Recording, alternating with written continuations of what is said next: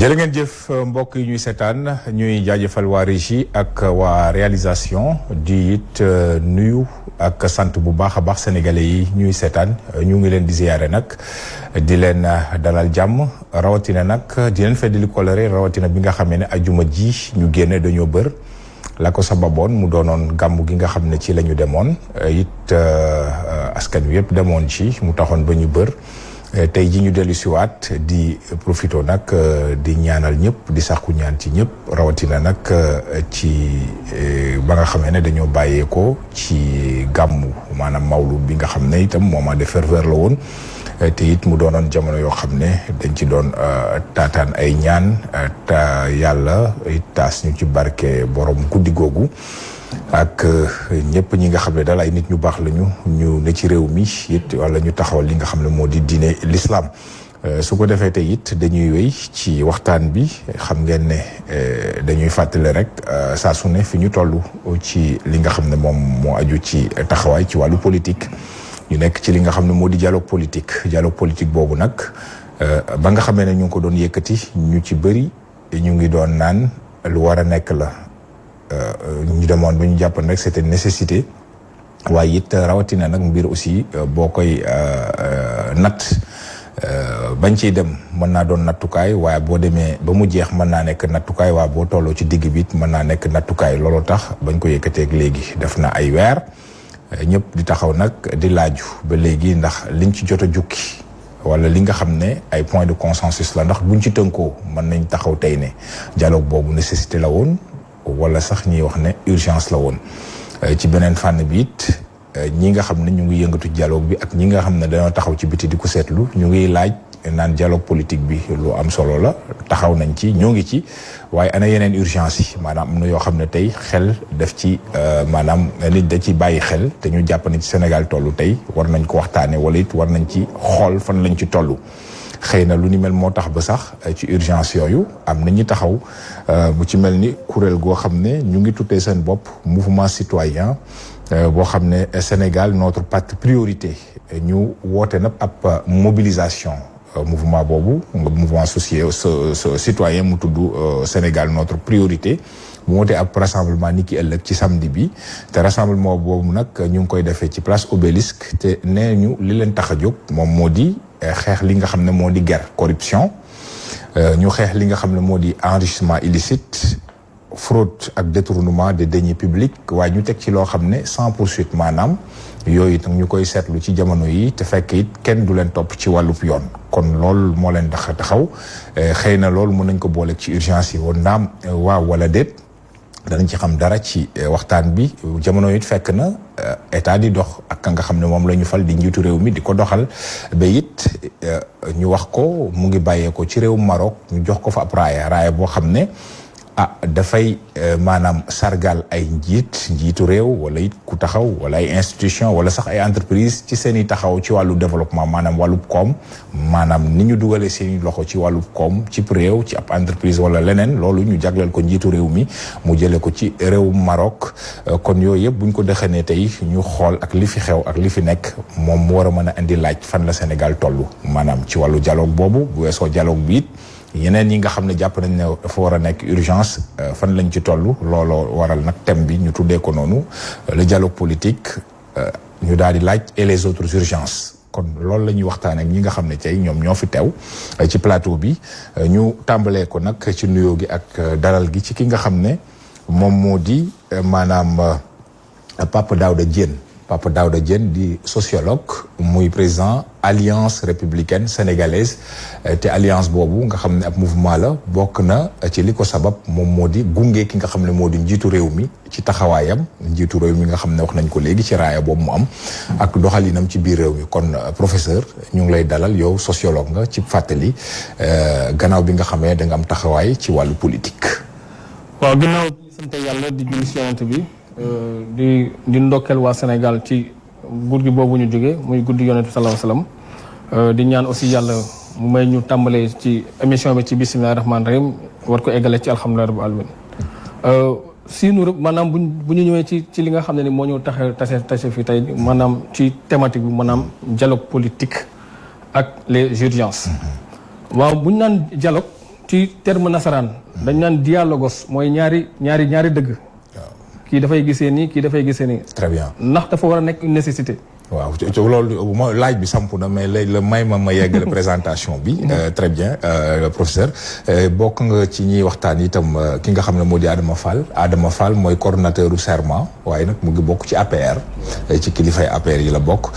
Serment mooy le collectif des enseignants pour la réussite de Macky Sall maanaam buñ koy tënk. ñi nga xam ne ay jàngalekat lañu te it ñu wut mbootaay googu lii seen i sabab ak seen i njort ak seen i taxawaay mooy fexe ba ki nga xam ne mooy njiitu réew mi président Macky Sall mu daal di am ndam ci li nga xam ne moom la sumb kon Adama Fall ñu ngi lay jaajëfal ci toogaay bi. jërëjëf Bamba ñu ngi lay remercier bu baax ci invitation bi nga xam ne defal nga ñu ko pour ñu ñëw waxtaanee tolluwaay réew mi.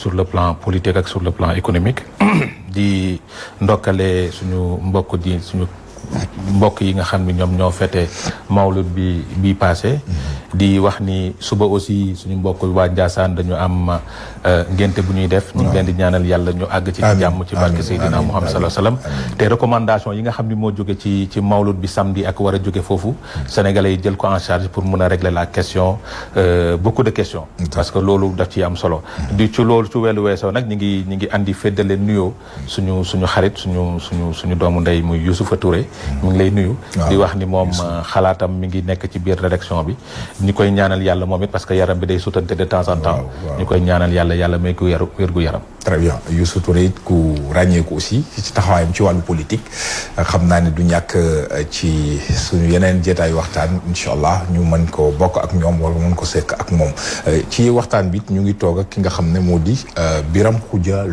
Birame Khoudia Lo muy président parti Alliance pour la Patrie et l'émergence dëggu di parti politique mu bokk ci coalition Jotna bu Sonko coalition bi nga xam ne moom moo yóbbu woon maanaam candidature kii di Ousmane Sonko ci élection yi nga xam ne ci lañ bàyyeekoo waaye ba léegi ñu ngi weel coalition boobu kon Birame dalal nañ ci waxtaan yooyu itam. waaw ñu ngi sant yàlla di julli si yonent bi di sargal di ndokkeel jullit yëpp ci mawlud bi ñu jóge di wax ni ñu ngi nuyu suñu co-débatteurs yi fi nekk di nuyu Bamba bi nga xam ni moom moo ite émission bi di wax ni ñu ngi ñaan yàlla lépp lu ñu fi wax mu doon lu nga xam ne dafay jëriñ Sénégalais yi ñu ngi leen gërëm di leen sant. jërëjëf Birame Khoudia Lo ci fàttali yow yaay ki nga xam ne président parti Alliance pour la Patrie et l'émergence dëggu ci waxtaan bi it ñu ngi ci ànd ak keneen koo xam ne it mu ngi bokk ci ñi fi toogal opposition di Sang Mbacké Laye moom di Sang Mbacké Laye boobu moom nag bokk na ci ñi nga xam ne ñooy ànd ak Madické Niang ci coalition Madické 2019 ci élection yi nga xam ne moom lañ génn waaye nag mën nañ ko dëxëñ ci alliance bu bees bi nga xam ne juddu na te ay parti politique yu fasantikoo bokk ci opposition bi séq ko ci lañ koy dalalee sax mu doon ab laaj itam Sang Mbacké gannaaw bi ñu la nuyoo ci maanaam wuyu si bi alliance boobu ndax nga dëxëñaale ko ci nuyoo bi rek ndax mën ngeen ñu wax fan ngeen ci toll ndaxte mu ngi doon doog a juddu ay semaine rek ci gannaaw wala ay bés ci gannaaw fan ngeen ci toll. waaw maa ngi lay fay la remercier ci invitation bi di nuyu sama xarit Adama di nuyu tamit ñi ma bokkal plateau bi. Birame Khoudia Lo ak professeur Papa Daouda Diène. professeur Papa Daouda Diène. donc di kontaan trop ci teewaat ci plateau bi pour waxtaan ak téléspectatrices su télé bi. retrouvailles opposition bi seen organisation bi nga xamante ni moom lañ def pour mën a jàkkaarloo ak le régime donc bokk na ci li ko waral muy que il faut que ñu rassembler les forces pour mën a jàkkaarloo vraiment ak Macky Sall parce que c'est l'union qui fait la force donc sans union de l'opposition du ma ni du mën a nekk mais il nous sera très difficile n'est-ce pas de parvenir à faire respecter la volonté des Sénégalais mais également à asseoir des élections vraiment dont le résultat reflète réellement la volonté des citoyens et des citoyennes qui ont voté des électeurs donc ba loolu moo tax ñu taxawal kuréel googu et donc di ci def aussi ay démarches pour que tous les autres partis de l'opposition ainsi que les associations de la société civile et les mouvements ainsi que les mouvements également yi nga xamante ni effectivement gis nañu seen bopp ci li ñu woote pour taxawal Sénégal ñu ñëw ànd si ak ñun ñu liggéey si. très bien kon loolu mu doonoon rek dalal gi aussi mu mën a batal li nga xam ne moo di présentation bi sànq man maa ngi doon wax ne ci laaj bi nga xam ne moom la ñu samp wala thème bi nga xam ne noonu lañ ko duggee dañu fàttali ci contexte bi rek ci dialogue lañ nekk dialogue boo xam ne itam li ci gën a fësagum mooy le dialogue politique waaye teewul it am na yeneen yoo xam ne it tey Sénégal ci lañ toll xam naa loolu dina ñëw ci débat bi ci dialogue boobu sànq professeur commencé woon na sax di ci am ab taxawaay Biram Khoudia man maa ngi doon wax ne ci dialogue boobu tey jii donte jeexagul waaye am na fi ñu ci toll mooy am na jéego yu ñu teg am na yoo xam ne déggoo am na ci am na yoo xam ne dund nañ ko te ñu war ko waxtaanee mu am yeneen yu ci feeñ bu ci mel ni ka nga xam ne moom moo ko waroon jiite Famara Ibrahima Sagna fan yi wax nañ ko ci position bi nga xam ne foofu la taxawee ne it tàbbi nañ ko waaye it moom maanaam amagul dëgër laay yooyu yëpp buñ ko xoolee teewul liggéey baa ngay dox ñu gisoon ne it bañ ciy dem ñu bëri dañ ne woon c'est une nécessité waaye nag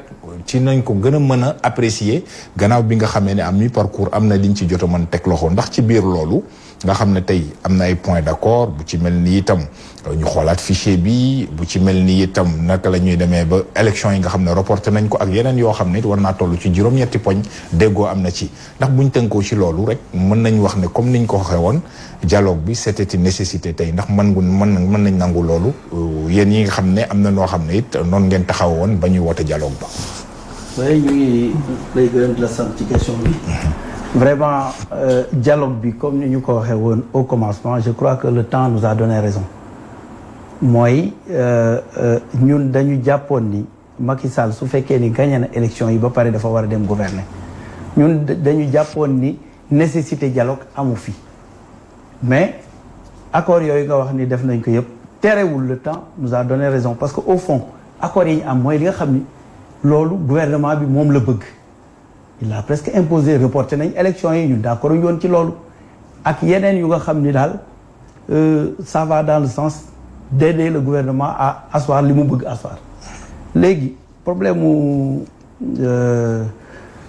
mu dialogue boobu comme niñ ko waxee au commencement il y a tellement de priorités yoo xam ni dañ fi nekk yoo xam ni dañ leen teg fële nekk di dialoguer man damay wax toujours ni dafa am ñaari opposition boo nga xam ni gouvernement da koy woo rek mu toog mu wane ni kii mooy opposition bu ko defee mu jàllale li mu bëgg jàllale ak opposition boo xam ni dafa taxaw dëgër taxaw faire face au pouvoir lépp lu nga xam ni warul jàll ñu ni leen du jàll parce que en définitive li Sénégalais yi doon bëgg nga xam ni ñu ngi ko doon wut nga xam ni mooy élection yu jaar yoon amul benn déggoo boo xam ni am na boo xam ni dafa jëm dans le sens que élection yooyu jaar yoon du tee bi ñu demul ci dialogue bi aussi dañ ni appuyer nañu dialogue politique bi c'est-à-dire lépp lu ñu mën a def pour élection yi jaar yoon loolu moom vraiment suñu ay éléments sax ñu nga fa waaye dialogue national bi nga xam ni pour réew mi ni mu war a doxee ak li ñu gis lu doxul ci réew mi yépp te kenn du ko fa waxtaane ñun looloo tax ñu ni dialogue boobu la neex Macky Sall moo fay dox looloo tax ñu reteniru te jusqu'à présent gisuñu dara lu dindi li nga xam ni moo doon suñu position de l'époque. kon man ci ak yi nga xam ne am na ci dialogue politique bi wala ba consensus yi mu ci mel ni le report des élections ne ngeen ba léegi da ngeen ko rejeté mais le fait que ñu war a def audit fichier bi ak yu demee noonu loolu lu ànd ngeen ci. oui d'accord nañu ci ñu auditer fichier bi. d'accord nañu ci ñi nga xam ni jotuñu woon seen carte d'identité ñu jot seen carte d'identité. d'accord nañu ci ñi nga xam ni mënuñu woon voter ñu fexe ba ñu voter parce que loolu dafa indi woon dysfonctionnement ci processus électoral bi ba tax am ku gagné te peut-être bu fekkoon loolu réglé nañ ko affaire yi dina demee neneen loolu tax loolu dañu d'accord ci ñu régler ko loolu dañuy xeex sax pour ñu régler ko parce que la plupart des jeunes voté wuñu woon ci élection yi passé et nous voulons que loolu ñu rectifier que nous demandons au ministre de l'Intérieur ak ñëpp ñi nga xam ne dañu war a taxaw pour loolu ñu taxaw pour delloo démocratie fi mu nekkoon parce que war a voté te voté woo c'est extraordinaire loolu jaaduwul ci réew moo xam ne dañ koy tuddee réew démocratie. Vous êtes d'accord avec moi. très bien waaw ci dialogue boobu Adama Fall may fàttali ne yow yaa ngi bokk ci APR mais yaa ngi fi toogal kuréel bi nga xam ne mooy serment du collectif des enseignants pour la réussite autant pour moi par élection pour la réussite de Macky Sall, du président Macky Sall ci dialogue boobu fi mu toll nii ak yaa nga xam ne noonu lañ ko gisee ko ndax mën nañu apprécier véritablement fi mu toll nii ci dialogue boobu. jërëjëf Bamba. dañuy saluer d'abord le fait que tous les partis politiques ñu ngi tase au sein de la commission du dialogue politique. C'est important.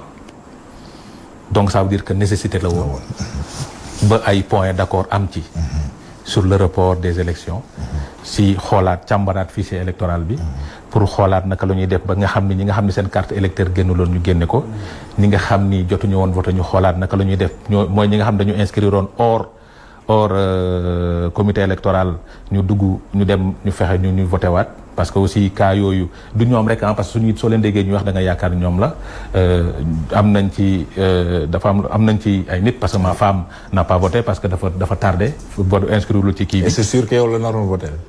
wala je dirais am naa ci pouvoir la waroon voté dama ci rafet njort. dama ci rafet njort. donc pour dire que. waaw dialogue politique bi. dañ koy saluer.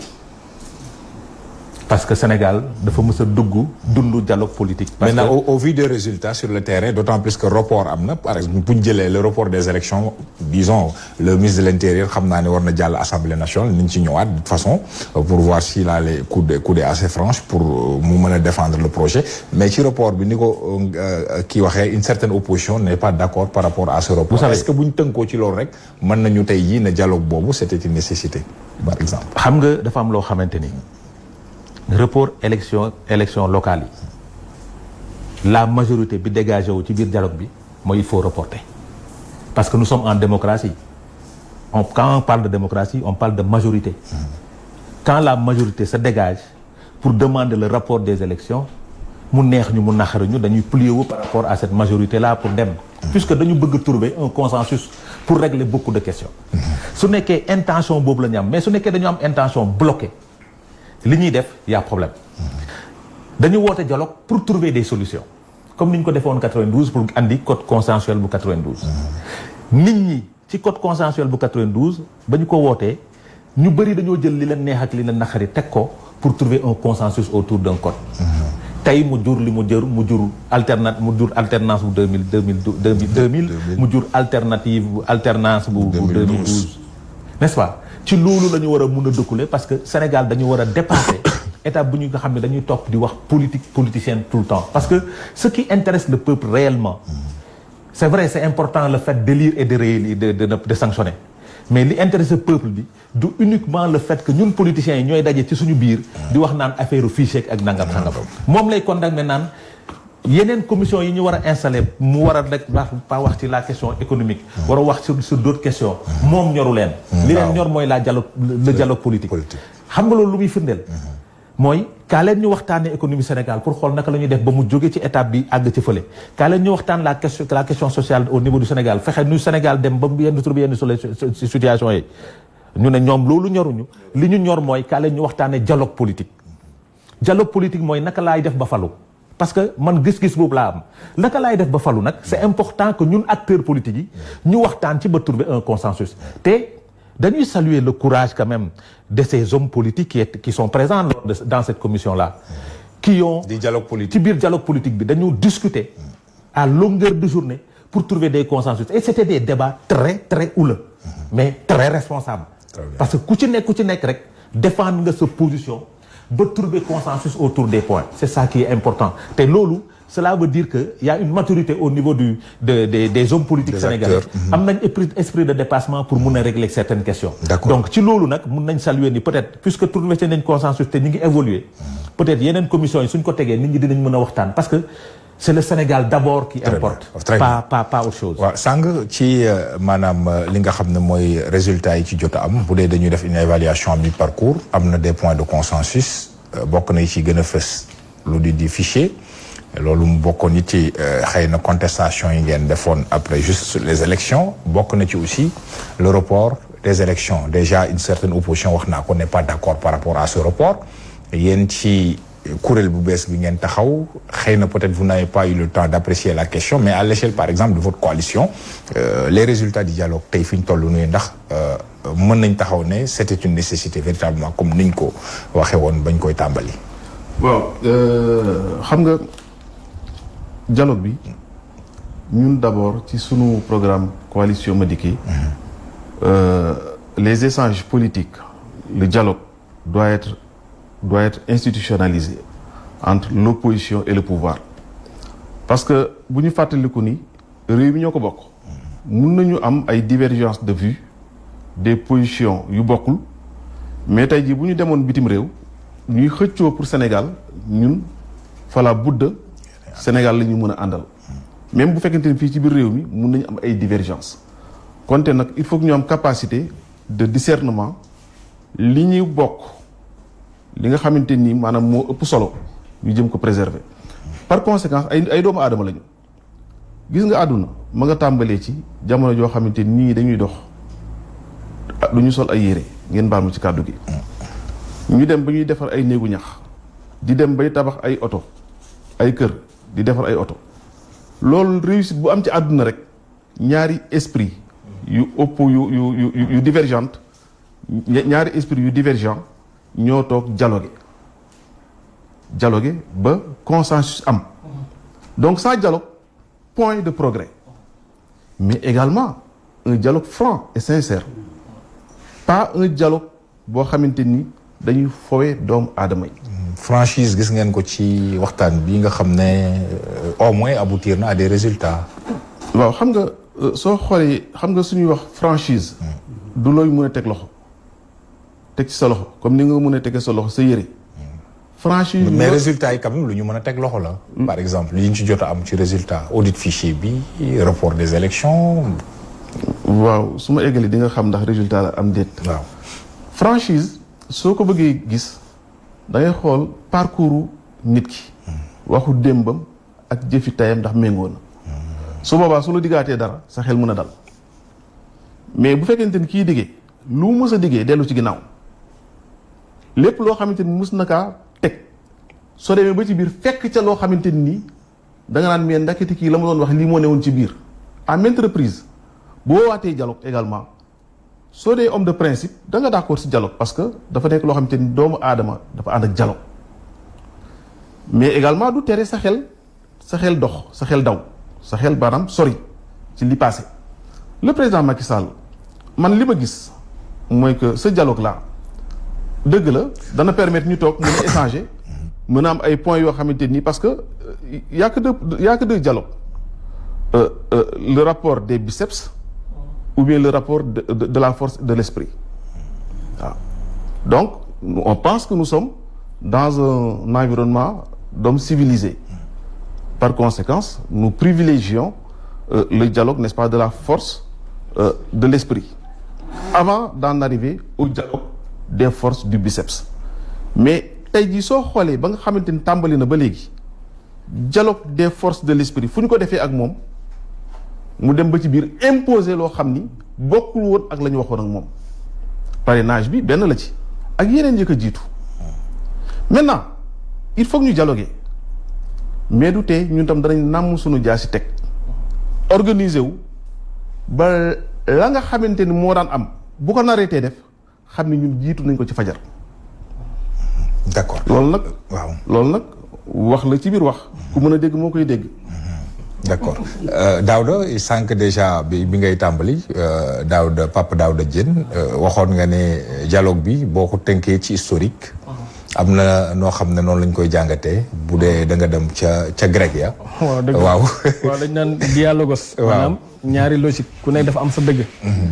wante aussi nous sommes dans la République et nous sommes en démocratie et en démocratie dafa am li nga xam ne dafa élémentaire ñoo seetee ñun africains loolu moo ñu tardel dañu bëgg devenir sur des nations de dialogue effectivement parce que ñun dañ ne réewum teranga la mais nag il faut toujours invoquer l'histoire en démocratie la majorité gouverne l'opposition s'oppose un point on avance wax jooju bu leeree su ñun duñu amati problème maintenant lan moo waral tey ji ñu nekk ba naan dañuy dialogue élection présidentielle dafa jàll le président de Macky Sall a été élu par une majorité de 58%.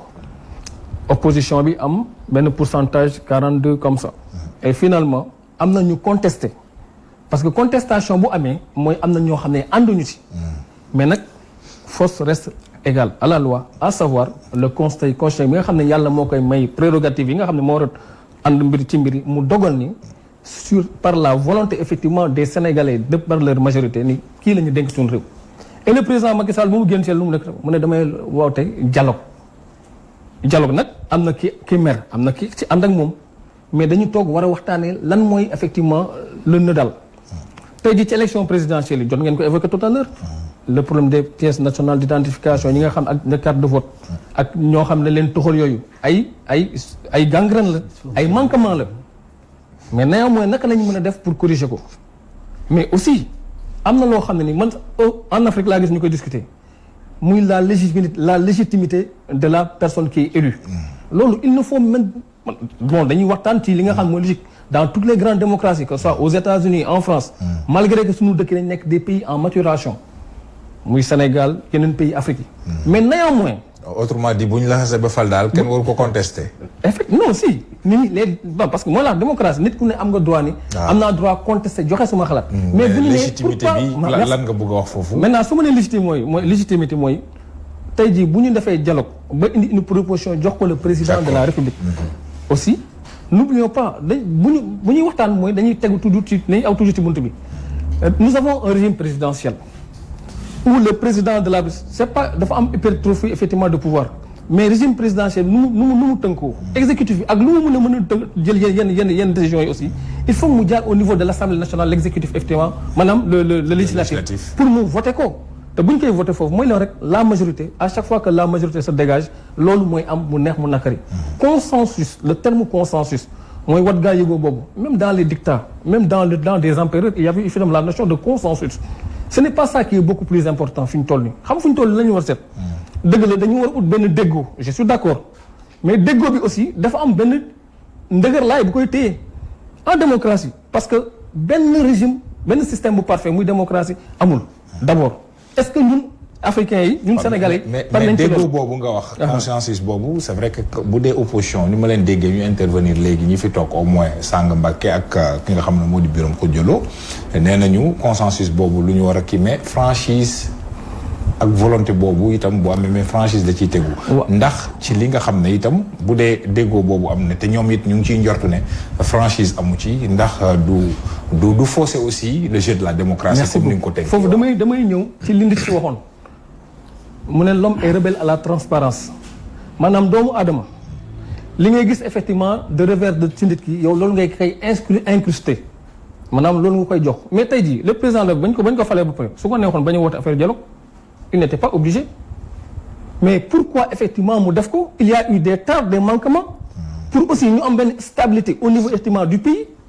yéen li ngeen doon jooy le problème effectivement des parrainages le Sénégal s'est retrouvé avec plus de 400 partis politiques mais vous pensez que effectivement dañu war a toog organiser ay élections yu war a durer une semaine 7 semaines il faudrait procéder par un filtre bi nag c'est le parrainage mais naka lañ koy doxalee Sénégal dox na Sénégal 1992 c'est pas le Sénégal où actuellement nous sommes effectivement dans la notion de l'informatique où aujourd'hui chacun d'entre nous am na benn numéro de téléphone 2 ou 3 plus ku la ca woo da la ci jot il faudrait que aussi nous soyons des témoins de notre temps que maanaam ñu maasek suñu jamono li Serigne Cheikh di waxoon gis nga bu ñu maasek suñu jamono il y a des non-débats yoo xam ne du doon débat au Sénégal mais seulement aussi il faut invoquer nous sommes le Sénégal nous sommes un pays discursif et aussi te discours bu bëri aussi baaxul boo seetee tant du côté de l'opposition que du côté aussi de ceux qui gouvernent parce que li ñuy wax les héros n'inspirent pas par le discours mais par les actes il y a un acte qui est posé déjà c'est quoi le dialogue le président n'est pas obligé de le faire d'accord et donc je parle effectivement mais en démocratie comme Sénégal toll nañu fenn yéen am ngeen lu leen metti mais nit da ngay wax ci waxukaay ba da ngay jooy sa jooyukaay ba am ngeen droit ne joxe seen xalaat mais nag boo leen toogee waxtaan ñëpp mënuñu bokkandoo benn xalaat. très bien parce que moom la baaxul. waaw d'accord kon Birame ci bu ñu xoolee itam li nga xam ne au moins wax ngeen ko muy rapport boobu nga ngi àndoo leen ci mun nañ ne nécessité la woon d'autant plus que. dañ ko jëlee ci loo xam ne consensus la dañ ko waxtaanee ci biir ndax it loo xam ne waxtaanee nañ ko ci biir war ngeen mën a continuer ba léegi rek di ko ñaawlu. li ñu waxtaanee ci biir trouver consensus. waaw ba ñu nangu ko ba war ko yóbbu tey ji assemblée nationale waaw. loolu sa waay wax na ko léegi c'est parce que ci biir opposition bi dafa am ñoo xam ni presque Macky Sall la ñu àndal te loolu jeu la boo xam ne ñoom ñoo koy def dañu am seen propre opposition. tey jii sénégalais yi li ñuy déglu mooy yaa ngi wax dialogue politique bi dinañ dem ci dialogue économique.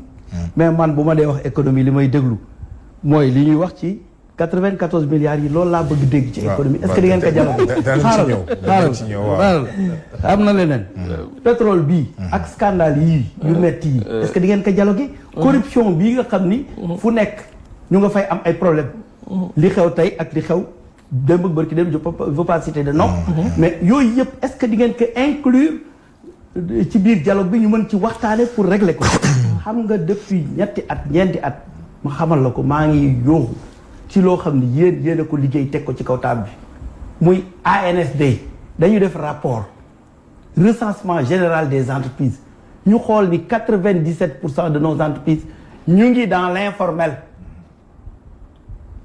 waxuma la dara mais elles produisent ces entreprises là 16,3% du chiffre d'affaires total. D'accord.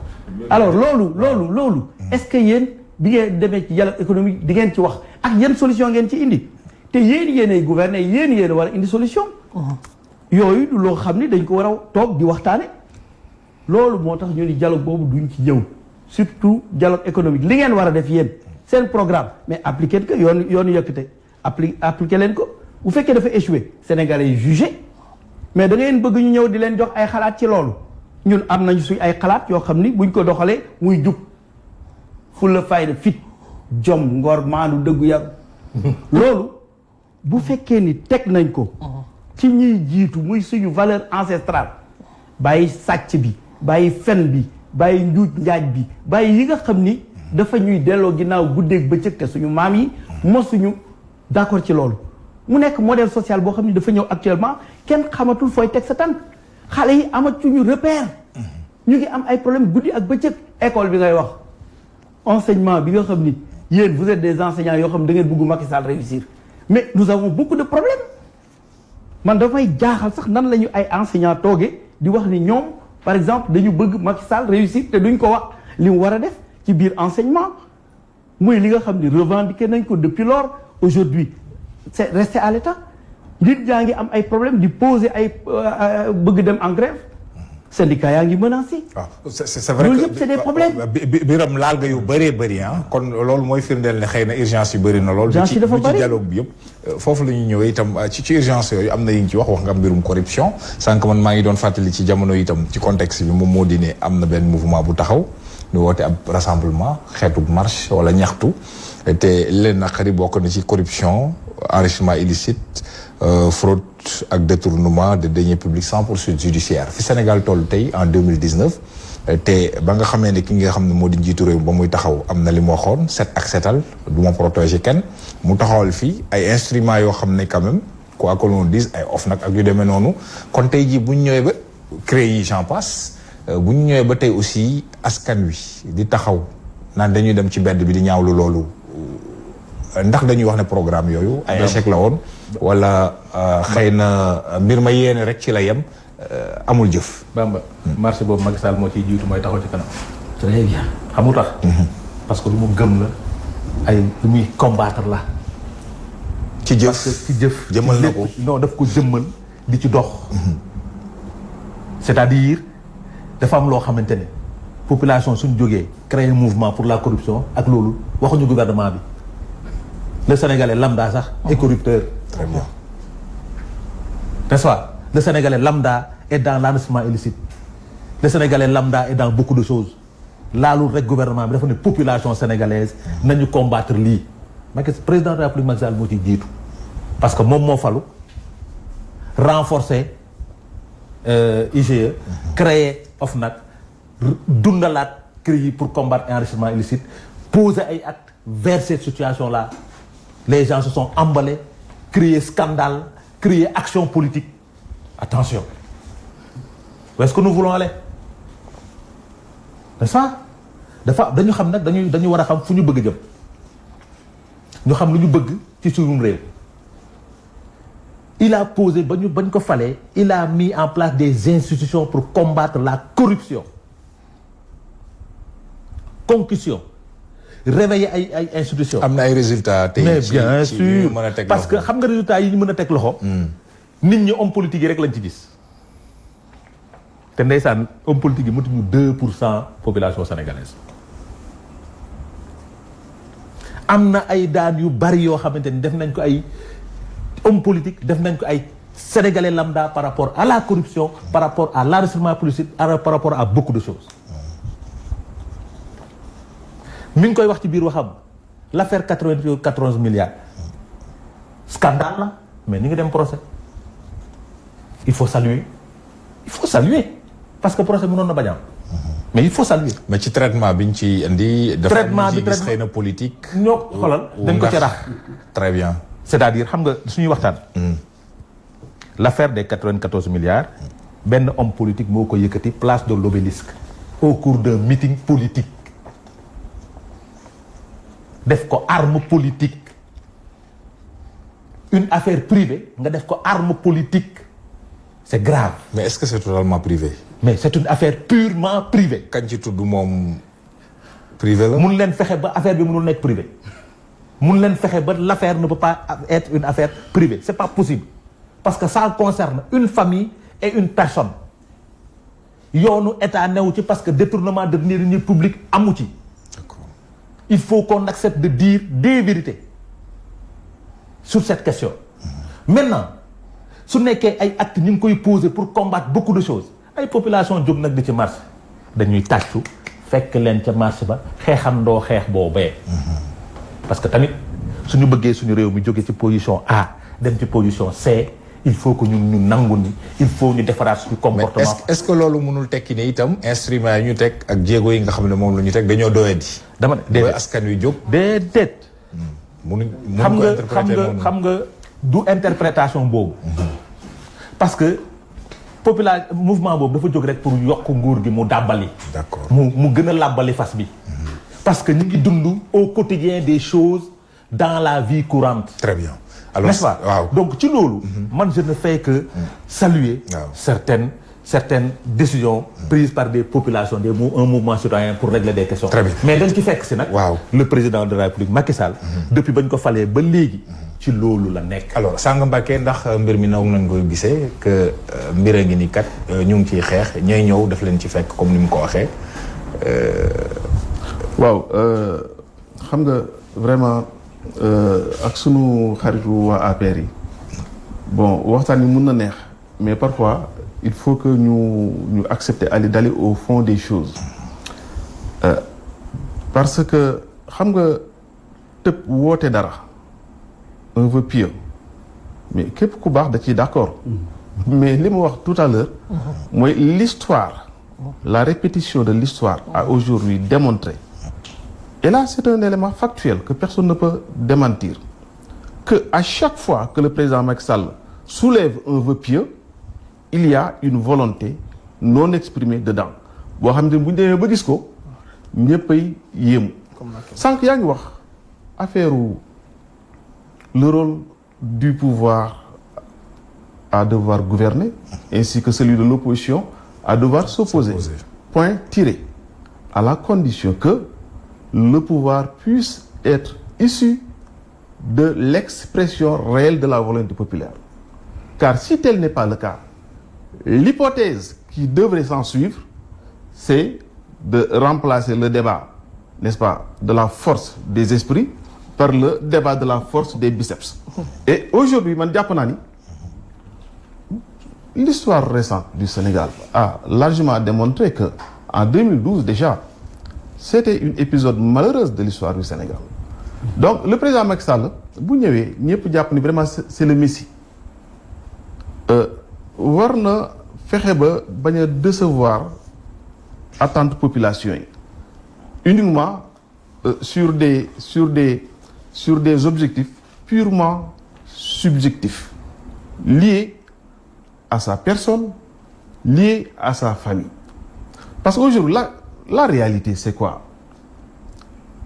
Nous sommes dans un contexte où tout le monde est conscient que le président a de réelles craintes de quitter le pouvoir. Et pourquoi? Non, attendez.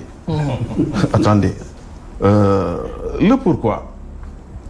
Mais les scandales, le chelem de scandale qui a émaillé son magistère, mënuñu ko lim. Xam nga sànq ñoo ngi wax 94 milliards. waaw ana Mittal Laxdami Mittal. fàtte nañ ko. foo gën a garaaw ay timis. Ça porte sur 6 000 milliards. Ils ont été négociés à la place de 6 000 milliards ñu fay ñu 125 milliards yoo xamante ni jusqu'à présent nee nañu yenn 5 milliards duggul ci budget bi.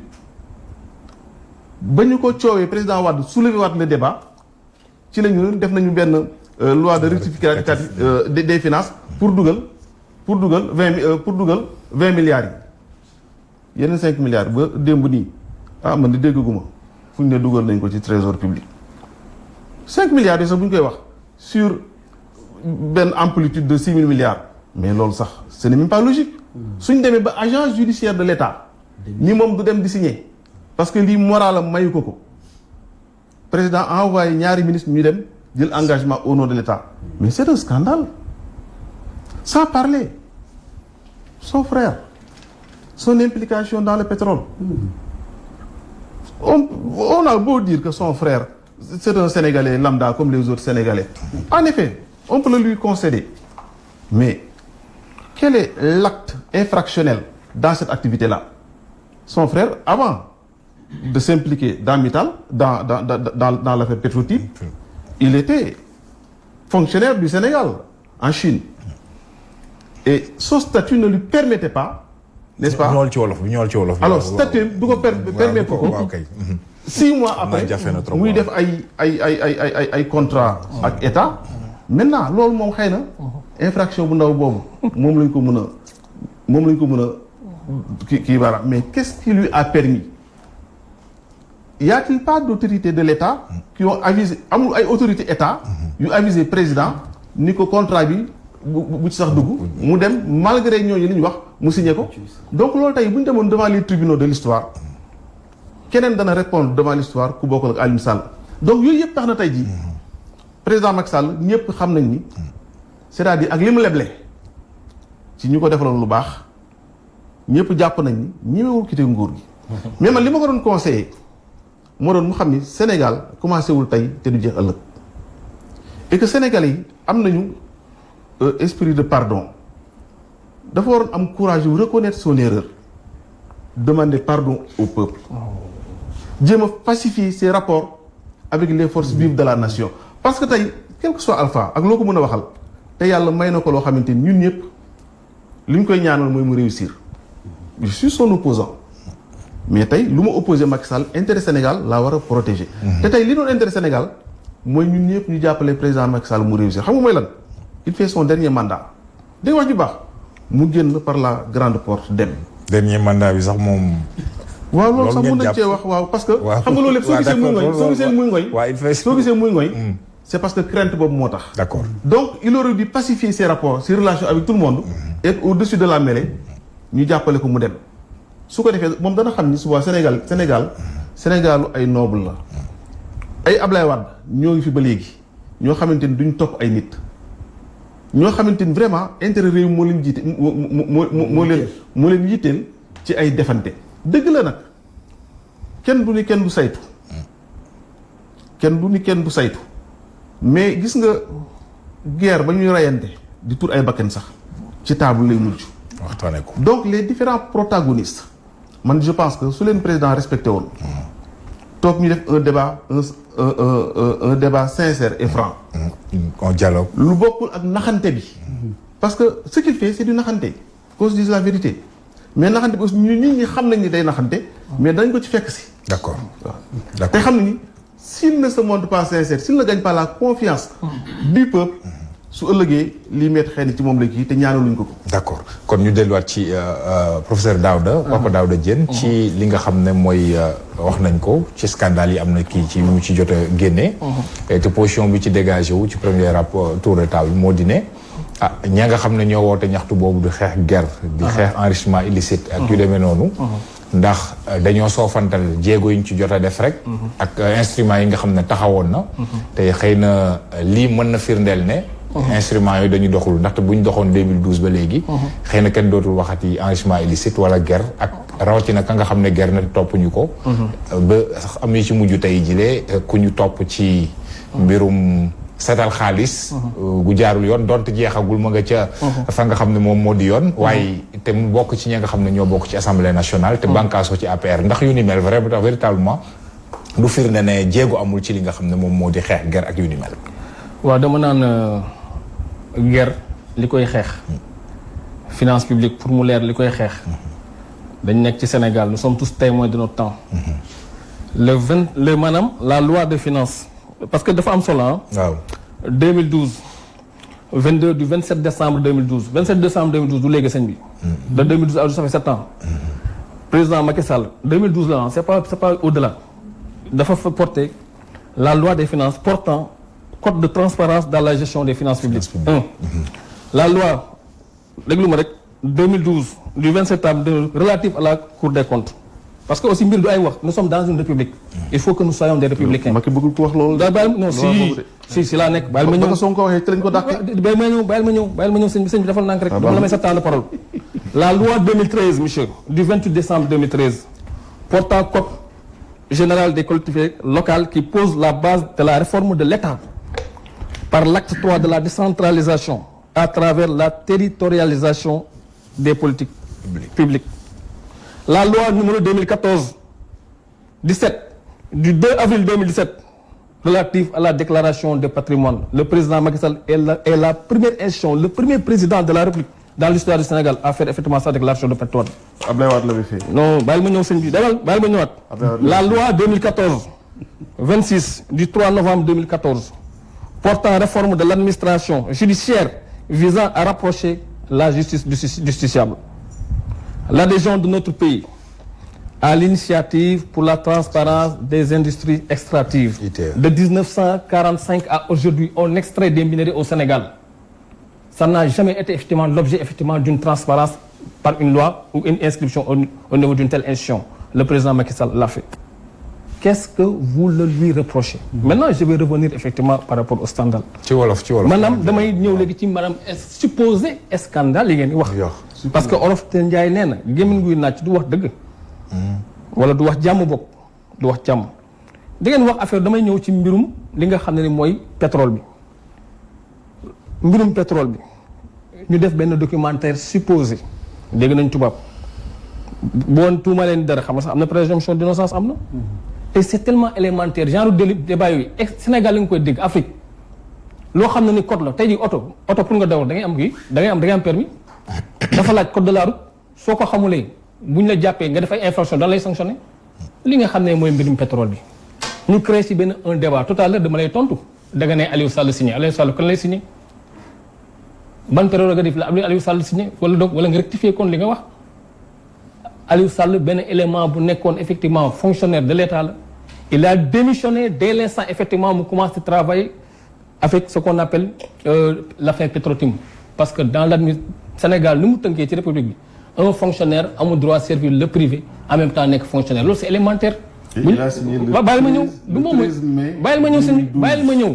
exactement bàyyil ma ñëw ma wax la. du moom mooy signé la société. non de sëñ bi dañuy waxtaan rek après nga ñëw. dañuy waxtaan dañuy tànn seet li ëpp solo pour nit ñi seetaan qu'est-ce qui s'est réellement passé bi mbir mi amee en 2012 ba président Macky Sall ba président du moins avant Macky Sall di ñëw ba président Abdoulaye Wade signé contresigné par le premier ministre Souleymane Ndéné et effectivement par ricochet le ministre de l'énergie non bàyyi ma ñëw sëñ bi dañuy wax lu am non bàyyi ma ñëw non damay ñëw kon boog dama lay bëgg expliquer kon xam nga li nga doon Sénégal ñu ñëw leen non vous savez scandale à hauteur de da ngeen ne 10 milliards de dollars alors que en fait li BP ñoom li ñu wax ñu ne loo xam ne ni revenu brut bi 7 milliards de dollars la naka nga ci mën a fay en royalties 10 milliards de dollars c'est trop élémentaire au Sénégal. léegi loolu. scandale la xam nga. bu ñu delluwaat ci c'est écœurant parce que loo xam ne loolu la. Sénégal dañ nekk ci réew moo xam ne mooy li mu rek dañoo tàmm des discours yoo xam ne ni de rebours information à rebours parce que dañ ne Olof Ndiaye nee na yàq moo gën a gaaw defar tey jii su ma toogee tey jii ci plateau bi nga naan aux attentes ou bien la confiance effectivement des Sénégalais mais monsieur Macky Sall a trouvé en 2012 6 millions de Sénégalais qui buvaient l'eau des mares et des marigots. Aujourd'hui, allez voir effectivement dans le fond du pays. Et jusqu'à présent, il y a des problèmes effectivement au niveau, ce qu'on appelle des écoles, bi ngay wax ni ay abris provisoires. On en a fait plus de 6 000. loolu la moo ko def ay nelaw. 10 000 plus il ok reste 6 000 abris. on a construit damay ñëw ba léegi rek. et je vous dis. d'accord léegi ci xeex corruption bi. ci xeex corruption bi déjà loolu ak guerre beeg enrichissement illicite bi. parce que itam bu ñu nee. bu ñu ne jéego am na ci dafay mën a tax moom ñu xam parce que yiñ ci jot a gis boo jëlee CREI bi. waaw kenn lañ ci àtteegul. waaw maintenant léegi bàyyi ma ñëw boo jëlee IGE. ci rapport yi nga xam ne mu ngi koy produire. ay léegi bu Khalifa Sall boog lañ ci fësal boo xam ne vraiment taxaw nañ ba saytu ko. xam nga yooyu aussi buñ ci ko ak yeneen yoo xam ne ñu ngi koy wax. mbirum 94 milliards yi ndax mën nañu wax véritable instrument ya nga xam ne teg nañ ko. wax dëggin fi yàlla wuyu na volonté bi nga xam ne moom le président doon am ca 2012 sur la base de cette loi là que tu viens d'évoquer. xam nga déjà président moom en tant qu'exécutif. su jëlee mbir jébbal ko ñi mu ko war a jébbal après effectivement des enquêtes approfondies parce que Macky Sall du moom moo yor lépp. dafa am fu dooleem yam. tey jii loi bu ko bëggee dafa koy jàlle assemblée bu ko assemblée jàll est-ce que dina jàll. donc il me semble que am yoo léegi. néew na de projet mu fay yóbbu. waaw mais c'est normal c'est ça la démocratie. parce que am gis nga démocratie lépp mënul mat. parce que c'est la majorité qui gouverne bon sang. majorité nu muy gouverner parce que c'est pas pour léegi su bu ñu demee ci beneen affaire mbir. benn laaj bu gàtt waaw relance may ko benn relance waaw. léegi pourquoi donc le président Macky Sall ba ko waa IGE ne bu mu laal affaire rapport pétrole rapport bi Petro-Tim waaw pourquoi bi ñu ko nee bu ko laal mu dem signé ko. non mais attendez déedéet yow li nga wax yow da nga ne pourquoi IGE ñëw est-ce que yow da nga déglu ma sëñ bi. je vais revenir parce que il faut donner la bonne information mais pas la désinformation. Et ça c'est grave. Et c'est ça loolu moo yàq Sénégal. Et je vais vous dire une chose. le rapport de IGE bi gars yi tënku ñu ne rapport bi nga xam ne ni Sénégal et puis dañu nekk ci république. mais est-ce que président gis na rapport merci beaucoup fa laa doon ñëw ni rapport boo ko jëlee ñu war a jëjëwal fu ñu ko war a jëbbal. ñu jël loolu def ko jàllale ko fu ñu ko war a jàllale. gis na ko wala gisu ko. dañu dem ne président gisu ko wala gis na ko non attends dañu ne rapport bi. dafa war a tegu ci loxo président. très bien mais bu ñu taxawee président ci boppam loolu mu fees fi maanaam eggul ci moom y a un problème. eggul ci moom. non si pas autre chose. te jaaykatu gerte yi non mais xam nga lu war a loolu. je vais vous dire une chose. gis nga il n'est pas dit à n'importe qui effectivement d'être dans l'armée du n'importe qui moomu nekk un soldat. du n'importe qui moom nekk un fonctionnaire d'abord il faut être ce qui se réclame patriote il faut d'abord nga nekk un vrai koo xam ne da ngay servir loyalement effectivement ton pays. un recel de documents c'est grave c'est catastrophique en France loolu boo ko defee effectivement tu croupis au ñuuf. kon loolu moo am ci cas maintenant li gars yi wax ak li am Sénégal aussi dañuy mën a. donc le document existe. non écoutez-moi le document existe. yéegalal ci gàttal waaw très bien waaw léegi. lan moo am pas l'existence effectivement du document qui est important. c'est la procédure qui est importante. vous savez ce qui est important aujourd'hui sëñ bi sooy jaar ci kër doo jaar ci parenthèse bi. soo jaaree ci parenthèse kër dañ lay yoxu ne la sàcc. très bien nous sommes dans un pays réglementé. et aujourd'hui li gars yi di wax sax par rapport effectivement au rapport de l'IGE chacun fait effectivement son commentaire. ak nu mu koy déggee. moi je vais vous dire une chose. Quand le rapport a été présenté quand ça a été présenté gars yi di ko dans ce document ñenn jël ko utiliser ko pour dire que le président a été informé par rapport à ce que ñu ne kii amuñu capacité financière nu mu tudd Franck Timis mais c'est faux. Aujourd'hui pour bénéficier des blocs il faudrait au moins donner 9 millions de dollars par bloc. très bien. Et lui il l'a fait. et pourtant d'accord ce qui est grave aussi ngeen dégg un ancien premier ministre taxaw ne le gars n'avait pas de capacité financière. Quelqu'un qui bénéficie de toute Timis Corporation, il faut le dire. Très bien. Qui a des banques. Professeur li nga laal ñaar laal nga procédure laal nga capacité bon lépp mën nañ ko ci dëxëñ mais maintenant ci li nga xam ne wax nañ ko par rapport à la corruption yooyu nga xam ne ay mbir la ñu ngi ko ciy dëxëñ Biram naka nga gisee li nga xam ne def nañ ko ci jéego parce que wax na ne njiitu mooy ba mu ñëw rek daf ko taxawal ne lii dañ ko jëmmal ñu xeex ko tey jilee bu ñu doogee ba 7 ans après askan wi jóg ci ñenn ñi di ñëw di waxaat mbir moomu naka lañ ko mën a jàngatee ndax la fa ne wala jéego yi mu def moo doyul wala it ñoom dañoo gis ne rek loolu mënul jeex ci askan wi ba ki nga xam ne moom la ñu jëmal waruñ ko bàyyi dañu war a taxaw jàppale ko xeex ko. waaw merci beaucoup dama ni li ñu wax léegi question bi nga posé par rapport à ñi war a marche demain. dama dégg sa waay répondre ci ni. Macky Sall mooy premier bi nga xam ni moo cay jiitu. kii dëggal ko wane ni Macky Sall dafa jël ay lois yu bari yoo xam ni c'est pour que corruption bi jeex fi.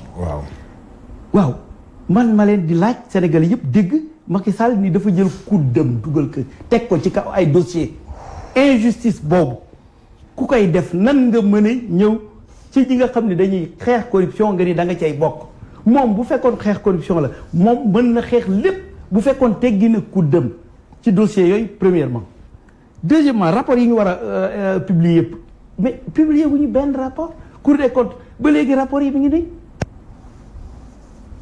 mu dolli ci di encore dossier yi nga xam ni mi ngi devant la justice bu fekkee nitu APR boo fa nekk vraiment la justice est très lente mais bu fekkee ni opposant moo fa nekk ci saa si taf ñu réglé ko nga ni kooku dafay xeex corruption dafay xeex injustice li mu waxoon yëpp. pourtant 94 milliards yi quand même gaaw na de. il a fait le contraire de ce qu'il avait dit. merci beaucoup.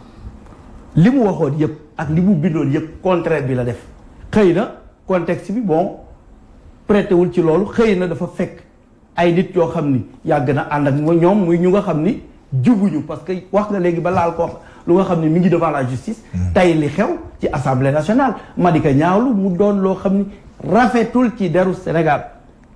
seen président ci boppam il est énervé par ce problème là muy seen président parti muy Macky Sall loolu dafa rafetul loolu nag mooy affaire faux billets yi faux billets yi yu mel noonu piège la loolu la wax piège bi c'est trop parfait man nag weddi wu ma ni piège la waaye piège bi daal jaaxal na moom ñi ko doon teg vraiment ils sont c'est des spécialistes yooyu yëpp dafay wane ni ñii di génn suba te ñun ñu bokk ci ñëpp bokk ci ñu war a dem pour réclamer le gouvernement la ñuy waxal. pour que mu indi ñun le gouvernement askan wi la ñuy waxal. dafa daag non. parce que ki war a taxaw taxawaayu du interpellation. non soyons précis. ñu génne document soyons précis. l'exposé des motifs de la marche est clair hein. Soyons précis. ay ko bu mu pare. Atia vas-y. d'accord xam nga aussi. l'exposé des motifs pour la marche c'est clair. bu ñu buggee déggante soo dee wax dama lay déglu ba nga pare. d'accord mais loolu yàqu ci dara. yàqul dara ci débat yàqul dara ci débat. non c'est pas grave. mu bëgg rek. dama lay siif tuuti waaw mën na repréciser rek reprécision la amul solo. demal waaw. ñiy génn suba. bu fekkoon ne gouvernement bi def na li mu war a def ci corruption def na li mu war a def pour 2 poids 2 mesures yi am def na li mu war a def ci 94 milliards def na li mu war a def ci affaire Aliou Sall bi ngay wax kon du ñu génn di réclamer li ñuy réclamer mais dañu gis ni lépp lu Macky Sall waxoon defu ci dara. te dafa jël kuddam tekk ci yenn dossiers yi. ma répété ko loolu moo ko waxal boppam. il ne faut pas défendre l'indéfendable. ñoo ngi ñëw ci yow. waaye ñoo ngi ñëw ci yow défendre l'indéfendable te yéen yàgg ngeen di défendre l'indéfendable. non ci loolu rek ngeen taxaw. tey jii problème 3e mandat bii ñuy wax ñun dañ leen ci laaj seen xalaat parce que képp ku wax lii tey bu ëllëgee nga wax lee loolu du suñu cosaan loolu du ngor loolu du fulla loolu du fayda nit boo jëlee position wax li ngay wax da ngay taxaw ci li ngay wax man seen coalition laa bokkoon lu tax ma génn fa. non da nga parce que dama libre doon xaar pour am na. dama libre. je suis libre yaa ko wax de dinaa ci ñëw nag. dinaa la wax leen yaa feeñal sa bopp de. dinaa la wax leen seen coalition laa bokkoon. dinaa ci wax dama fa génn parce que kenn du fa wax li nga xam ni moom nga xalaat moom daal boo waxee li nga xalaat ñu mere la mais loolu bu dul nekk ci dëkk boo xam ne démocratie lañ koy noote. très bien c'est ça le problème ci interpellation bi kon mbir moomu. Bamba yow ni nga ko jàppee ne. Bamba ñiy déposer autorisation de marche. waaw dafa am exposé des motifs. dans l'exposé des motifs. interpellé wuñu gouvernement bi. interpellé wuñu gouvernement bi. tekkiwuñ leen la ñu teg askan déedéet doyul déedéet. c'est-à-dire bu ñu accuser ay mouvement citoyen di def seeni marche ñu ne gouvernement bee tax ñuy marche déedéet. waaw mais ils ont vu waaw dama ne corruption boobu mu ngi ci askan wi wala il askan wi koy il faut que le peuple nga yaakaar ne kan moo ko war a xeex. waaw defal naa dama ne kan moo ko war a xeex. est-ce que non combat Bamba ne soyons pas du ñu dugg ci lu simplisme quoi parce que ñun ñëpp ci population lañu bokk nous appartenons à l'État nous tous suñu accompagner wul État pour lutter contre la corruption la concussion corruption c'est pas à grande échelle corruption bu ndaw bi sax corruption la suñ ci jàppalul État du mën a def la ci lañ def war normalement parce que des fois dans la plus ci cas yu bëri wax ma la corruption autre des fois ñun ñooy protéger sax ñuy def les malfaiteurs dans nos quartiers des fois ñun ñoo leen di protéger la loi sur la baisse des prix des denrées de première nécessité ci biir boutique yi ñun ñooy protéger boutiquiers yi parce que suñu amee problème ñoo ñu régal maintenant si le peuple nag dit que non il faut que yii jeex ñu mën a accompagner état bi par rapport ak lu ñu def nous faisons ci contexte boobu bu dee ñi nga xam ne ñooy opposition ñu ngi fàttali lu ci mel ni président nee na kat sama conc laa jël teg ko ci yenn dossiers yi xam nga dama lay wax leen dama lay wax leen fekk si li nga xam ne moom la ñuy xeex c'est-à-dire waaw ñu fekk si benn rapport IGE boo xam ne attends li ñu wax ñoom depuis 2012 wala depuis des années ñu ngi koy répété ba léegi terewul le peuple a renouvelé sa confiance au président de la République Macky Sall par des stratagèmes non da ngeen dugal carrément dugal ay affaire dugal yoo xam ne moo leen arrangé. waaw dégg naa wax ji je crois que ça parce que daf ma doon wax donc dama ko coupé mu ne ma bul coupé. léegi su ma coupé damay noppi bañ ko topp. waaw bañ noppi déglu ko d'accord pour mu wax ko mu leer. waaw pour wan n'est-ce pas. waaw xam nga dafa wax confiance du peuple. moom mon ami mon frère. gën naa ko gis nag yàgg très cher très longtemps. et je salue que ñu toog maag moom ñu partage. c'est un plaisir. c'est un plaisir. dafa wax la confiance du peuple. confiance peuple ba ngay feeñ ci élection présidentielle. wala élection ci jaar yoon. élection présidentielle wala élection législative. n'est-ce pas. soo demee élection nationale fa le peuple bi di déterminer wu pour def leur choix. par rapport à un programme ou bien par rapport à un homme. L'élection présidentielle, c'est le rendez-vous d'un homme avec son peuple. Et le peuple a choisi. Avec beaucoup de gens qui n'ont pas voté. Le peuple sénégalais, en majorité, avec un record, bu musul am ci élection présidentielle au Sénégal, ce record-là, musul am 65% de taux de participation, musul am Sénégal. Un record qu'on n'ose pas fêter jusqu'à présent. Une victoire ne se fête pas. On fête une victoire. Non, déglu rek wax la. dañu wax ba ñu gagné 2012 on l'a fêté. Abdoulaye Wade n'a pas fêté sa réélection en 2007. On était ensemble. On était ensemble. Et pourquoi lu ko waraloon nga yaakaar. Pourquoi soo doog a ñëw pouvoir. mun nga fêter. Très bien. parce que da ngay doog a gagné. Maintenant pour dire. dafa am loo xamante ne c'est un débat qui est là que je trouve des fois stérile parce que le peuple se définit du si définir xam nga dafa am loo xamante ni su nekkoon taxoon na mobilisation am autour des scandales dont il parle te ñu bëgg ñu am scandale nag Sénégal dañoo bëgg nag scandale am Sénégal kon ñi fi ne du ay scandale non dañ ko bëgg parce que tax waaw ba bu ci mujj démb. non attends. li mujj démb. 50 li mujj démb. 32 milliards. lu mujj non dama ne li am démb. non je te dis waaw. su nekkee ces faits sont avérés. il faut je ne parle pas du député. Oui. Je condamne cet acte. En tant que Sénégalais. mais du ma ci commenter. xam nga tax parce que l'affaire est entre les mains de la justice sénégalaise il faut qu'on soit des républicains des fois bañ a jël yenn position da ngay condamner acte bi bàyyi justice def liggéeyam ñu bañ a nekk nag ci polémique politicienne te malheureusement ñu nag nos gens qui sont d'en face benn mbokkam boo ko wax fii kuy sëlëm sa doo set kon nag puisque demee na noonu malheureusement ñoom ci situation boobu la nekk ñun dafa am lu ñu ñor nag grand ils disent wax na ko sànq ci premier tour de débat yoonu yokkute nous avons dépassé l'étape du yoonu yokkute moo ñu fal 2012 liggéeyal ëllëg moo ñu falaat 2019 liggéeyal ëllëg dafa nekk ci ay axe prioritaire ay programme ay accès universel ay initiative te looloo tax sénégalais yi jël seeni voix jox ko président de la République ne ko wóoluwaat nañ la yow la ñuy doyloo. c'est important aussi que ces débats là qu'on accepte de les poser pour sénégalais xam fii la ñu jëmale Sénégal mais si suñu nekkee ci débat. scandale yoo xamante ne. interpellé leen itam ci parce que balaa ngay doxal réew aussi faw ñu fal la. troisième mandat ba. kii nee na c'est le dernier mandat du président de la République. xam nga am na ñoo xam ne wax nañ ci aussi xam nga. non temps yëpp am na sax ñuy dem ba. wax ne waaw loolu aussi ndax yaa. dama lay wax lu leer. président de la République bu Sénégal. bañ ko falee ba léegi 7 mois la. est-ce que dañuy tomber dans le piège de ces hommes politiques ambitieux. qui veulent le remplacer. pour wax affaire réélection ak troisième mandat ak nangam sangam. laissons le président def li nga xam ni moom moo tax sénégalais yi falaat ko mu dérouler son programme. liggéeyal pour ëllëg. dégg nga parce que non déggu la ma la je vais te dire jàmbaar Abdou Khadre comment il s'appelle. Biram Khoudia Lo. bañ ko falee ba léegi matul 1 an. c'est vrai. Pourquoi vouloir installer ce débat? yéen a ko installé. J'ai dit, dama lay rectifier. Corriger le. Le débat a été soulevé par Maître Amadou Sall en 2016. Ñu corriger Sénégalais pour Sénégalais yi xam fu débat ba jógee. Non dañuy waxtaan. temps yi quoi. Non attends. c'est-à-dire dafa am loo xam ne histoire la dans ce débat. Nous n'avons jamais soulevé ce débat. D'accord. Et parce que.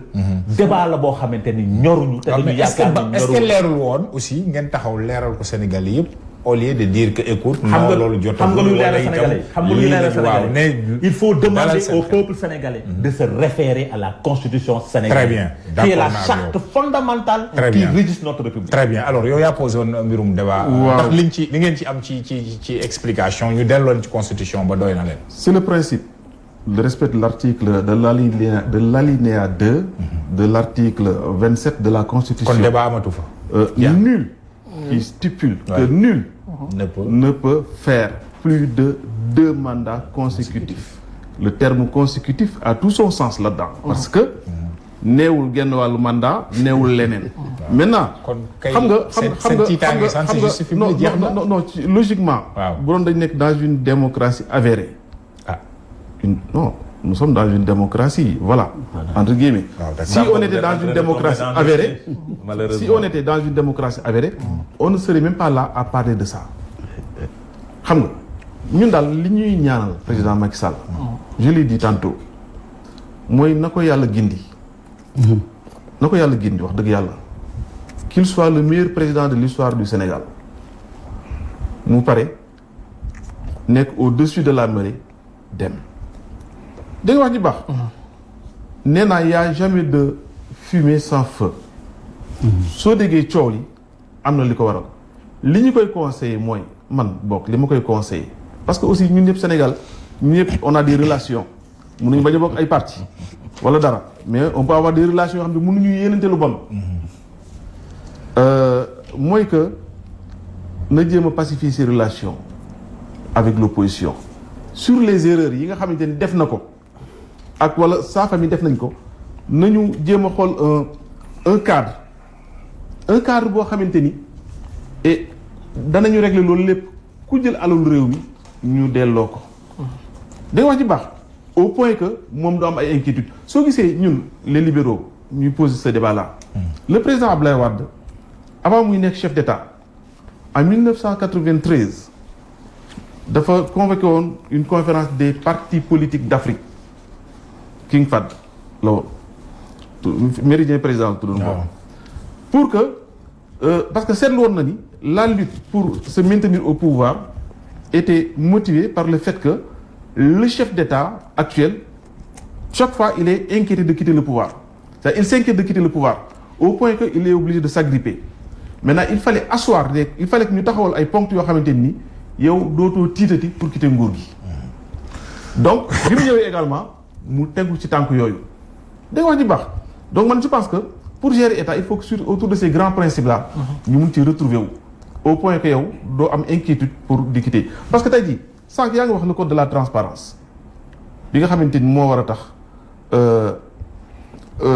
du am ay njuuj njaaj ci mbiru état bi te code de la transparence effectivement UEMOA voté ko n'est-ce pas mu appliqué wu ci pays africains yëpp pratiquement ak ouest africaine en particulier code boobu dafa la may yow fonctionnaire bi soo gisee ay njuuj njaaj ci entreprise bi ngay liggéey wala ci état bi nga dénoncé ko day waa ji baax mais fii gis nañu fonctionnaire bu ñu dàq ndax loolu te moom la mu dénoncé sax état bi def ay rapport am ba publier ko moom mu wax ci rapport yi rek ñu nekk fonctionnaire nga da ngaa violer le secret de l'état. L'obligation de réserve. waaw l'obligation de réserve alors que cette disposition cette disposition communautaire est au-dessus des lois locales au point que mënuñu ko opposer ak ay obligation de réserve yoo xamante ni du sax voilà mooy loolu donc leneen li aussi mooy situation boobu nga xamante ni mooy affaire guerre affaire malgouvernance affaire des projets vraiment yoo xamante ni du priorité pour askan wi loolu tey jii daf ñu yóbbee le président Macky Sall plombé économie Sénégal parce que tey bu ñu demee ba ñoom bu ñuy def emprunt obligataire bi ñu def bërki démb UEMOA ñimewuñ sax wax objet emprunt bi parce que naturellement et traditionnellement un emprunt obligataire boo koy def justifié d'abord pourquoi demul ci partenaires traditionnels yi te pourtant neewoon nañ foofu dañoo dem ñu jox ñu 6 000 milliards joxaat ñu 8 000 milliards joxaat ñu ça et cetera loolu lañ fi doon bàkkoo ana xaalis boobu ci terre lañ ko dugal terre bi pour lan la pour ñàkk ko lebal ñoom la ñuy financé waat ñun ñoo koy fay en tant que Sénégalais vous cautionnez ça ce sont vos enfants nos enfants qui vont payer ça il ne faut pas cautionner ça. mais est-ce que mënuñu wax ne aussi loolu fay na d'autant plus que ki nga xam ne moom ngay wax njiitu réew mi tey jii itam dafa bàyyi ko Maroc rek ñu jox fa prix boo xam ne it la muy firndeel aussi mooy taxawaayam ci wàllu coopération. ak développement sud waaw. xam nga prix nga wax. loolu waaw. xam nga prix nga wax. après ñun ñu wax mburu mu ñuy def suñu gémmiñ. xam nga këyit boobu ñu koy jox fële. te xëy na ñàkk ko jox. ñoom ñoo xam fañ jaar ak ñooñ ba jox leen ko. loolu du mën a remplacer mburu ñu war a dugg suñu gémmiñ. on est d'accord là-dessus. donc je veux dire que les investissements non prioritaires yi nga xamante ni des investissements de luxe. qui ne sont même pas de luxe mais des investissements excusez-moi du terme ngeen daal ma. ndax terme bu ma war a utiliser la que je peux qualifier de complexe. parce que boo xoolee immeuble yi mu def fii Adowa ñu jël suuf jox ko Marocains yi comme ça il fallait pour le président Macky Sall à côté de chaque chantier du président Abdoulaye Wade mu taxawal fa dara que sénégalais yi soxla ko wala sénégalais bañ ko soxla mu ne Abdoulaye Wade moo fi def lii man tam maa fi taxawal lii est-ce que vous voyez très bien terre Wade indi autoroute indi des financements innovants BOT yoo xamante ni dañuy financer tubaab bi ñu lañ ñëw financer gérer dem ñu gérer sunu infrastructure mu tàmbali autoroute à péage président Macky Sall ni comme que Wade def na autoroute à péage il faut mën a def man terre boo xamante ni génnul Dakar te liñ ci financé waa Dakar rek mënoon nañ ci dund ay at day wax ji baax kenn xamatul ñaata ñii ñam naan 1000 et quelques milliards alors que 800 milliards lañu au départ est-ce que vous voyez très bien donc ban priorité la ñu terre boobu amal terre boo xamante ni eggul aéroport de Diass manque de boo fa jógee boo jógee fii di dem aéroport de Diass jël terre bi da nga dugg oto dem jël terre bi wàccaat terre bi jëlaat oto doog a egg aéroport alors que autoroute à péage bi egg na aéroport quel est le sens de cet investissement de notre argent de l'argent qu'on a emprunté à notre nom tey jii beneen conséquence u malgouvernance économique u président Macky Sall et de son régime tax na ba dette intérieure bi ñoo ngi ci 800 milliards yoo xamante ni tey jii entreprise yu bëree bëri ñoo ngi am difficulté de fonctionnement. Vous l'aviez laissé à combien? La dette intérieure. Vous l'aviez laissé à combien? Des difficultés de fonctionnement. Vous l'aviez laissé à combien? defal ndànk rek bu ma brouillé. Non, je me brouille pas parce que li may wax. damay relancer defal ndànk vous l'aviez laissé à defal ndànk rek. après nga defal ndànk ñëw Vous l'aviez laissé à yaa ngi combien? tontu la teg ko foofu après de toute façon. alors donc moi je veux dire que aujourd'hui moom. Nous avons épongé la Moom. moitié de la dette que Wade avait laissée. Aujourd'hui, Intérieur. Mais c'est pour ça que vous avez été élu aussi. tout à l'heure, Ouais, voilà. Ouais. Donc ils l'ont laissé à combien? Ils l'ont laissé à 1600 milliards. j'ai l'impression que le point dérange au point que lui qui était aussi calme, il ne peut plus garder sa sérénité. Non. Donc, On se connaît, mon cher. On se connaît très bien. Non. Seulement, je remarque que tu as perdu ta D'accord, sérénité. d'accord. Non, Alors, on se donc, connaît, mon pour cher. terminer sur la question, Ouais, sur la question, oui. aujourd'hui, les erreurs et les errements de la gestion du régime ont mené aujourd'hui le Sénégal à un banqueroute. Waaw Parce que- Daouda. Attendez. Ah, mais ça va, Attendez. ça va. Non, c'est une réalité. Kenn mënu ko weddi. Parce que tey jii emprunt obligataire bu bërki démb bi. xam nga maa ngi koy wax nga opposé ma benn prix bu ñu ko jox fële. waaw Mais quand on faisait des emprunts obligataires, c'était pour faire des investissements productifs. Oui. Mais on ne fait pas des emprunts C'est le obligataires pour assurer le fonctionnement. Le fonctionnement. loolu mooy suul bukki sulli bukki. d'accord. banqueroute état nag foofu lay tàmbalee. Très bien kon loolu dafa mel ni it pour emprunter ces termes suul na xanaa la nga xam ne moom la ko Marocain yi jagleel raaya boobu. waaw dafay contraster ak li nga xam ne vraiment dessiné nañ ko ci réew mi. une petite mention rek waaw. xëy na Marocain yi raaya boobu ñu ko jox. xëy na en récompense de Adowa bi mu leen jox fii la. ah waaw Daouda. waaw dama lay man tout le temps su may waxtaan damay invoquer l'histoire en 2012 pour les dépenses jugées non prioritaires le président Macky Sall a permis au Sénégal de faire maanaam ñu fexe ba téye gafak ñu 61 milliards ñu rationaliser ko sur les factures téléphone pour les non ayants droit les factures effectivement d'eau les non ayants droit économie de 12 milliards un gabegie extraordinaire avec vous nous aussi nous sommes témoins de notre temps le président Macky Sall da mooy lan attends mais li nga wax sëñ bi li nga wax sax dafa neex nga ni dañ nekk ci banqueroute nga naan investissement chers amis est-ce que vous savez que Macky Sall bi mu fi nekkee ak léegi 36 000 hectares emblavés ñoo wax dëkk yoo xam ne dañ am ndox boo xam ne danaan terre daan salé duñ fa mun bay 2600 kilomètres de linéaire sëñ bi da nga daan bay ba presque kii yàqu ñoom ñooy sénégalais raison pour laquelle il dit un Sénégal le Sénégal de tout et Sénégal pour tous da nga ciy bàyyi xel bu yàqu autre chose chers amis 329 châteaux d'eau et un château d'eau peut desservir effectivement au moins mën a jox population 125 000 nit ndox nga def ci 329 les forages on n'en parle pas ñun ñooy Sénégal bàyyi ma ñëw sëñ bi. da nga naan jugement non damay ñëw tamit. si bàyyi ma ñëw bàyyi ma ñëw. dina ñëw ci dette bi bàyyi dina ñëw ci dette bi. may ko dina ñëw ci dette bi waaw. non bàyyi ma ñëw sëñ bi non bàyyi ma ñëw sëñ bi. mais s'il te plaît. gardez votre calme. may ko dinañ ci ñëw s'il te plaît. Monsieur. waaw très bien. vas-y dina ñëw ci dette intérieure am yëpp nañ ci chers amis c'est pas grave waaw. actuellement non maa ngi ñëw sëñ bi. très bien waaw sëñ bi soo may rek ma ñëw. man dama leen déglu xam nga dama leen déglu parce que dama leen déglu religieusement parce que pour su may tontu tamit da nga may déglu religieusement sëñ bi am na ko ñëw. vas-y. ñooñu ñu ngi Sénégalais. Professeur.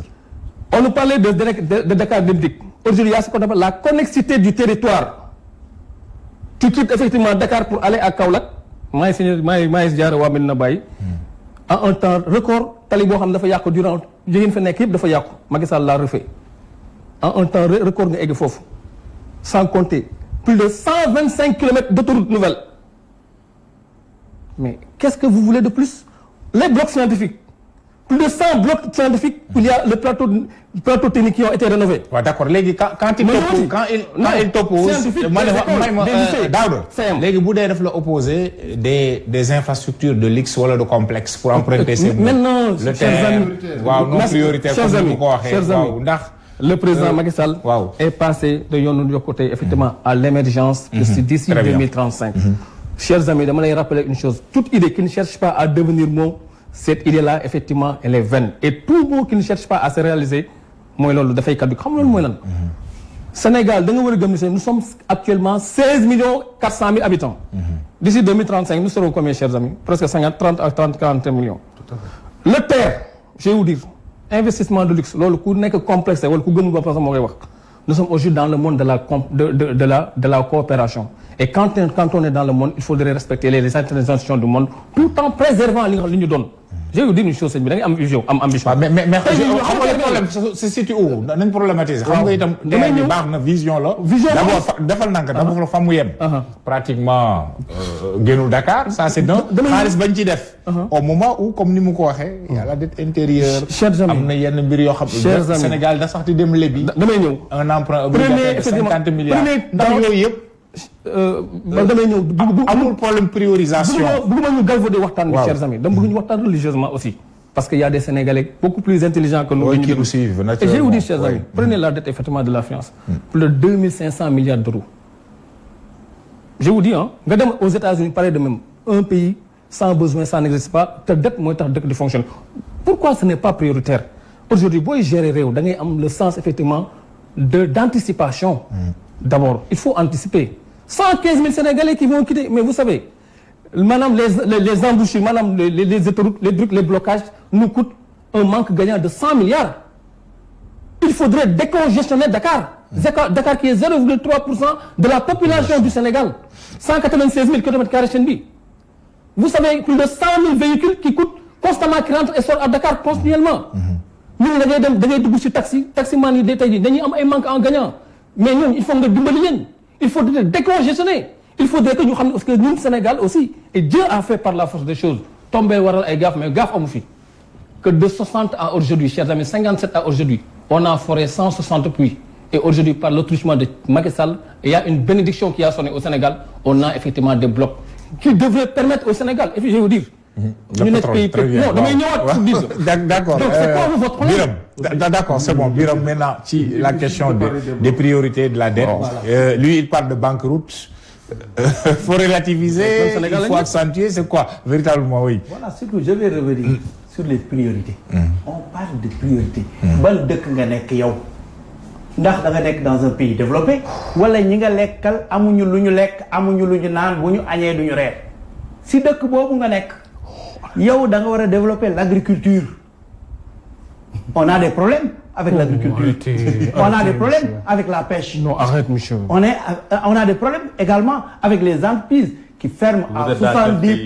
Vous êtes dans quel pays vous? sëñ yow Burkina nga nekk rek mais dama lay wax avec l'agriculture. mais vous êtes dans quel pays vous avez des problèmes avec l'agriculture parce que ça occupe les entreprises agricoles da ngay dem nga gëstu tuuti. Vous êtes dans quel pays? Ça représente que 3%. Vous êtes dans quel pays?